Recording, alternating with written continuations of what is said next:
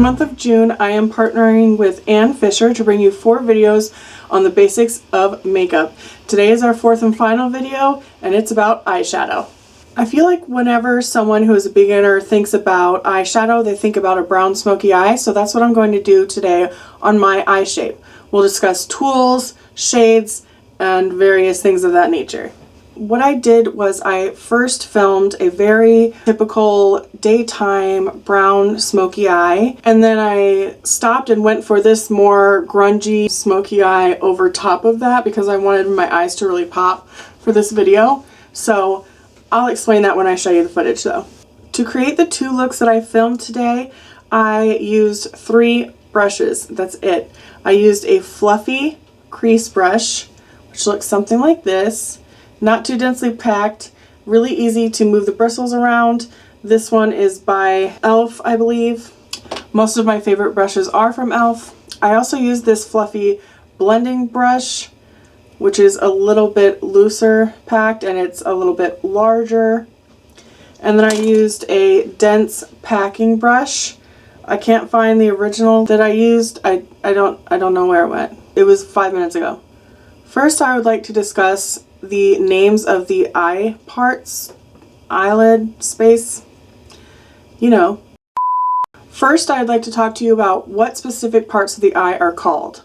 So we've got our brow bone, inner corner, outer corner, lid, crease, lash line, tight line, waterline, lower lash line, the swoopity boopity, as coined by Allie Glines. The name of the game with eyeshadow is patience. That's it. B&B, building and blending, patience. Experiment. See what colors look great with your eyes. Experiment and practice. Practice with smaller brushes at first. That's going to help you get the hang of how much movement you need to properly blend. You don't need 1,000 brushes. It is nice to have 1,000 brushes, but you don't need them for sure. When you're holding your brushes, you're not going to want to hold them super close toward the bristles because although it seems like you have more control, you actually have more control holding them back here, and you can not only control the direction in which the brush is going, but you can control the pressure at which you're applying as well. In your typical smoky eye, pretty much the first thing you're going to do, and with most eyeshadow looks that aren't editorial, is you're going to start with a transition shade. What a transition shade is a shade that's in between the darker shade that you're going to be using and then the lightest shade that you're going to be using. And that transition shade goes on the crease. This kind of helps you map out where you're going to go with the look, and it's just the easiest way to go about it. Then you're going to start working different colors of browns onto the eye, onto the outer corner of the eye. So for these 2 looks, I used the Carly Bible X Anastasia Beverly Hills palette. It is amazing. The shades blend out like a dream, and it's my favorite palette I own, I think. Maybe. When you're using eyeshadow brushes, there are a couple different motions you can use. You can use the windshield wiper motion, or you can use circular buffing motions. What I like to do when I apply eyeshadow is I like to tap it on first, see how much pigment there is, and then slowly do a combination of buffing and then windshield wiper. First, I blended out any creasing from my concealer on my eyelid, and then I tapped a bit of loose translucent eyeshadow onto it, which is called setting the area. So that prevents any pigment from just sticking to the eye and then not being able to move as easily. So I like to set with just a little bit of powder, and then I can go in with my eyeshadow. I started with the shade Chai on my crease as my transition shade using a fluffy blending brush. And you can see that I dip into the shadow and then I tap it off. After you apply any eyeshadow to your brush, you're always going to want to tap off the excess, and you'll notice a bunch of fallout in the air. Because if you apply it straight to the eye, you're going to have a lot of excess that's going to go on your face. So I start really lightly with Chai. I build it up, start using circular motions and windshield wiper motions. And because I know I'm going for a lifted sort of angular look, not a round look, I'm going for a smoked out look, I start placing shadow that I'm putting on the crease on my outer third lid. Then I build up Chai 3 or 4 times and blend it out each time in between. So the next shade that I went in with, I want to start deepening things up. So I went in with a darker, more cool toned shadow called Bible and started applying it more densely packed on the crease and on the outer third of the eyelid. You can see I spend quite a lot of time blending the eyeshadow, not just in the crease, but upwards and outwards, because I want a very much blended, faded look, so that you're going to have color pigmentation really dense here and here, but then it's going to hopefully seamlessly fade out. After I applied those 2 shades, I went back in with the first shade called Chai. Because I lost some of that warm orangey pigment when applying the second shade, I'm going to again build up my transition shade. You're using the same shade on the top as you're using on the bottom, typically for a regular smoky eye. So I just use that transition shade on the bottom, and then I go in with the deeper shade more toward the outer corner here, because when you keep the deeper shades toward the outer corner, it's going to lift, open, and elongate the eye, making your eyes appear larger. For this smoky look, I pretty much just use those 2 shades. I just build up the density of the shades in particular areas to create that seamless smoky look. From here, you could put a little inner corner highlight with a shimmery shade. You could put some shimmer toward the inner corner of the eye, maybe some liner, mascara, and be done.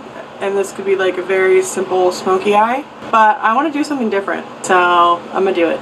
From here, I move on to the darker eyeshadow look, which I feel I look best in when I'm wearing darker eyeshadow, because I do have hooded eyes, which means my eyelid folds over the bottom portion of my lid when I'm resting my eyes.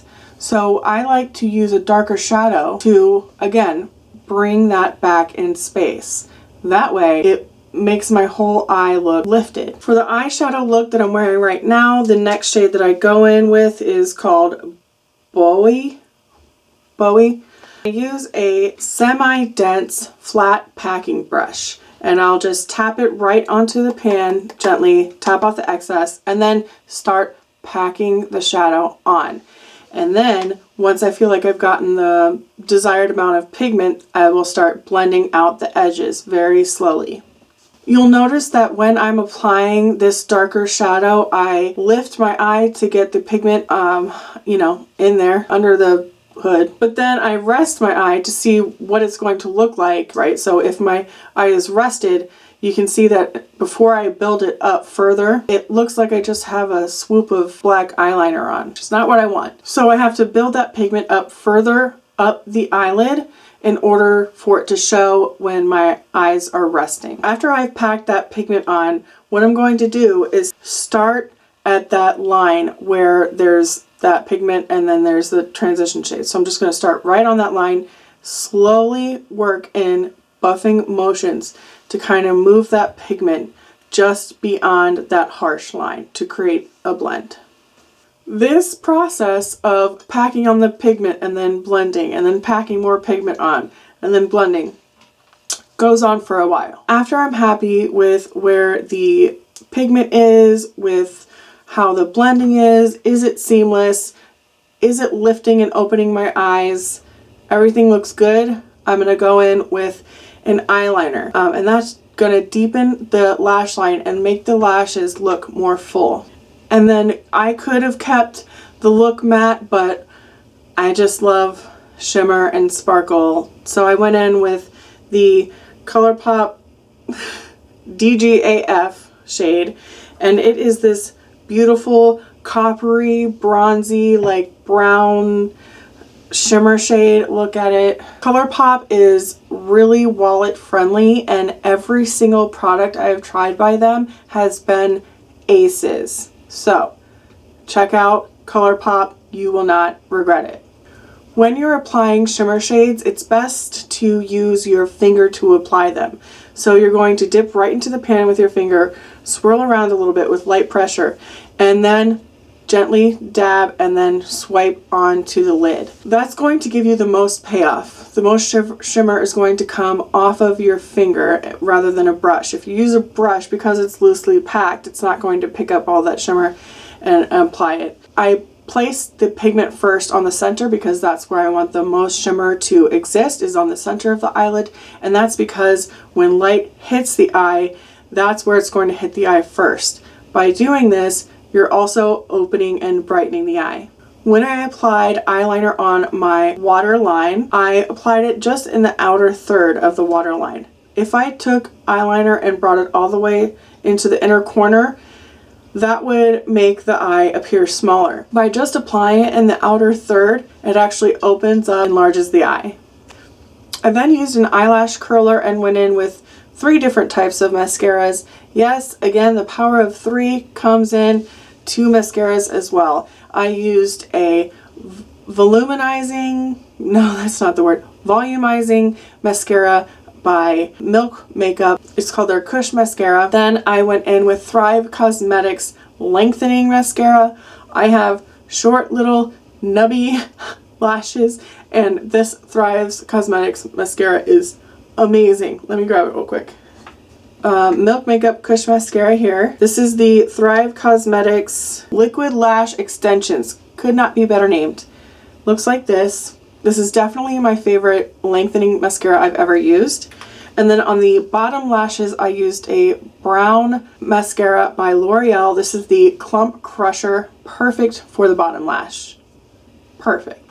I don't believe there's a time that I've put mascara on and have not gotten some on my eyelid, nose, cheek, something. Here's the best trick ever. Let that mascara dry. Wherever it got, just let it dry. I know it's hard, but don't mess with it. And then use a soft spoolie, and then you just sort of gently scrape away those mascara marks. Chef's kiss. So easy. Voila, gone. How many times before I knew this trick did I get mascara on my face and just try to wipe it away, and then disaster ensues. Disaster. Let's see, am I missing anything? Well, yeah, definitely. I have a feeling, a very strong feeling, that I'm going to end up having to film some more tomorrow, because when I edit, I'm going to be like, oh, I remember that now. Oh, I didn't say this, so we'll see though. Okay, hi, it's me from the future. I did forget something, or something that I wanted to add. So I want to show you my everyday summer eyeshadow look using just my fingers. So no brushes. Okay, let me zoom in here to my eyeballs. There we go. Okay. Cream shadows are amazing for summer because they're light and easy, and you can just do it really quickly. So first I'm going to go into the Natasha Denona Crystal Chroma Top Coat. So I'm just going to rub my finger in the pot here. Look at that. Oh my gosh. And I'm just going to go straight onto the eye. I'm going to start in the center because that's where I want the most pigment, and then I'm going to tap it out from there.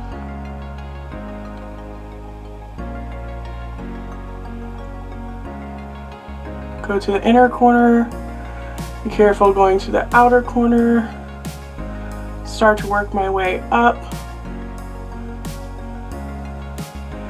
kind of make it in a winged shape. There we go. Isn't that beautiful? So easy. This would be a one and done eyeshadow look. I do want even more depth here. What I'm going to do is I'm going to take this ColourPop Super Shock Shadow in Amaze, and it's quite a bit lighter than the original shadow that I placed down. So I'm just going to place this in the center. Go in with my finger, tap it in the center, and then up all the way toward my brow bone. Then I'm going to take an even lighter shadow on the brow area because I feel like it takes the eye up, so it makes the eyes appear larger. And I'm gonna go with this really stark white shadow from ColourPop as well. It's their Super Shock shadow. Gently dibble dabble, and then just place this on the brow bone area. Okay, we have some pretty good depth there. To complete the look, I want to go in with e.l.f.'s No Budge Shadow Stick in this chocolate color. So I want to add some depth to the lash line. I'm just going to smudge it right on that outer third area, and then kind of use my pinky finger to smudge it over a little bit and then out. There we go, we've got some depth there on the lash line. I'm going to apply mascara and I'll be right back. Wait, actually, I'm just kidding. I want to take that really light shade that we used and put it on my inner corner. Just gonna go in with my pinky again, very lightly, and just tap it.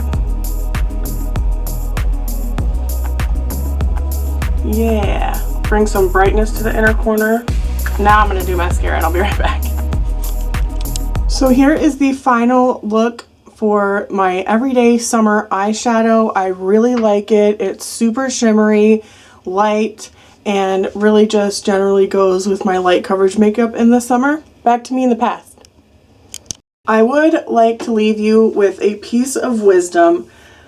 Learning all of the basics and learning all of these rules to this theory of makeup artistry is fantastic. It helps you grow as an artist, but those rules eventually are meant to be bent. So just like with eyeshadow, learn the rules and then bend them later, and you're gonna become amazing.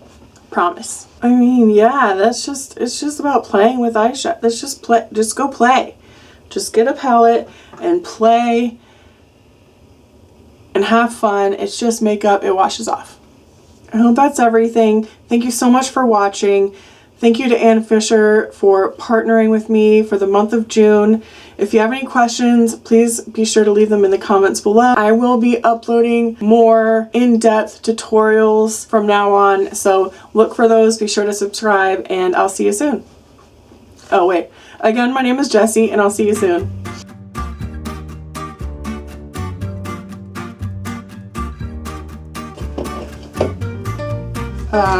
I can't find my eyeliner. What is happening here? I then used a curling wand. Is that what they're called? No. I then used an eyeliner. Yeah. Or you can use circular.